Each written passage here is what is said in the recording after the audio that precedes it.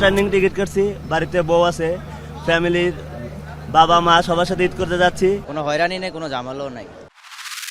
সবাই কিন্তু নির্ধারিত ভাড়া নিচ্ছে, দুই একটি পরিবহন 20-30 টাকা আরো নির্ধারিত ভাড়ার চেয়ে কম নিচ্ছে। আপনাদের সামনেই বলেছেন, এখানে পুলিশ কন্ট্রোল রুম আছে, ভিজিলেন্স টিম আছে, র্যাবের কন্ট্রোল রুম আছে, সেখানে নির্ধারিত করা ভাড়া সমস্ত জায়গায় আপনাদের সামনে টানিয়ে দেওয়া হয়েছে। কেউ এর চেয়ে বেশি ক্লেম করলে সেখানে যদি কেউ কমপ্লেন করে সাথে সাথে ব্যবস্থা নেওয়া হচ্ছে। এখানে বৃষ্টির একটা আভাস আছে, শনিবার দিন যদি ঈদ হয়ে যায় কিংবা শুক্রবার ঈদ হয় সেখানে বৃষ্টি হওয়ার একটা সম্ভাবনা আছে। তো বৃষ্টি হলে সেই ব্যাপারে আমরা প্রস্তুতি নিয়ে রেখেছি যাতে নামাজ আদায় করতে গিয়ে কোনো মুসল্লিদের কোনো বিঘ্ন না ঘটে।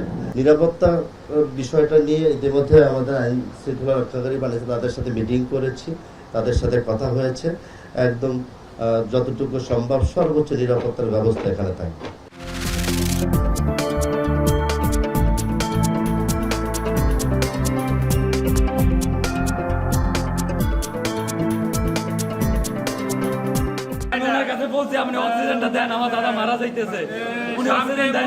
অক্সিজেনের অভাবে মারা গেল বাবা, অক্সিজেনের অভাবে মারা গেল।